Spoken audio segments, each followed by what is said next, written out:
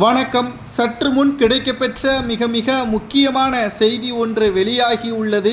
சென்னையில் மிகப்பெரிய அளவிலான போலீஸ் குவிக்கப்பட்டு சென்னை முழுவதும் தற்பொழுது பேரதிர்ச்சியை ஏற்படுத்தும் விதமாக விஜயகாந்த் அவர்களது முதலாம் ஆண்டு அஞ்சலி சிறப்பாக நடத்தக்கூடாது என்று ஆளும் கட்சியினர் திட்டமிட்டு செயல்படுத்தியதாக விஜயகாந்த் அவர்களது மனைவியும் தேமுதிகவின் பொதுச் செயலாளருமான பிரேமலதா விஜயகாந்த் அவர்கள் அதிர்ச்சியான தகவல் ஒன்றை வெளியிட்டுள்ளார். இதனால் எதிர்பாராத அளவிற்கு மக்களின் படையெடுப்பு அதிகமாகியுள்ளது.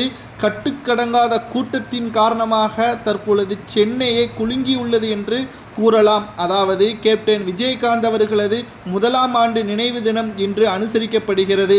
இதனால் இந்த முதலாம் ஆண்டு நினைவு தினத்தை குருபூஜையாக கடைபிடிக்க தேமுதிகவினர்கள் முடிவு செய்துள்ளார்கள்.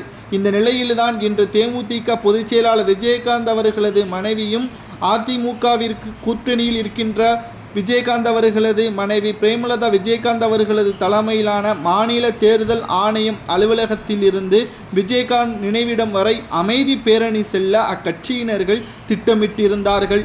ஆனால் போக்குவரத்து இடையூறு ஏற்படும் என்று கூறி இந்த பேரணிக்கு காவல்துறையினர் அனுமதி மறுத்துள்ளது என்ற பரபரப்பு ஏற்பட்டுள்ளது.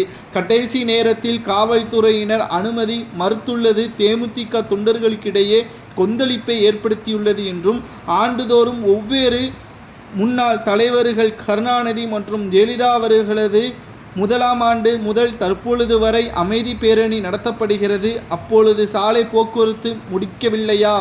தற்பொழுது தேமுதிகவினர்களது அனுமதி அளிக்கப்படாமல் தங்களது பலம் வெளியே தெரிந்துவிடும் என்று ஆளும் கட்சியினர்கள் பயப்படுவதாகவும் காவல்துறையினரை ஏவிவிட்டு இந்த மறுப்பு தெரிவிக்கப்பட்டிருப்பதாகவும் நீங்கள் யோக்கியர்களாக இருந்தீர்கள் என்றால் இந்த அனுமதி மறுப்பை நாங்கள் 5 நாட்களுக்கு முன்பாகவே தெரியப்படுத்தியிருந்தோம். அப்போதே தெரிவித்திருந்தால் நாங்கள் நீதிமன்றத்தின் மூலமாக அனுமதியை பெற்றிருப்போம் என்றும் விஜயகாந்த் அவர்களது மனைவி பிரேமலதா விஜயகாந்த் அவர்கள் தெரிவித்திருக்கிறார்.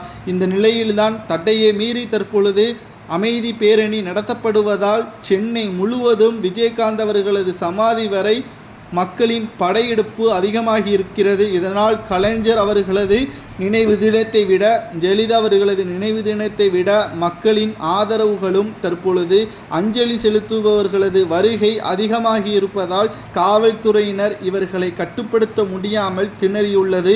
விஜயகாந்த் அவர்களது மனைவி பிரேமலதா விஜயகாந்த் அவர்களது பேச்சை கேட்டு ஆரம்பத்தில் பேரணியை அமைதியாக நடத்தியிருந்தால் பலாயிரக்கணக்கான தொண்டர்கள்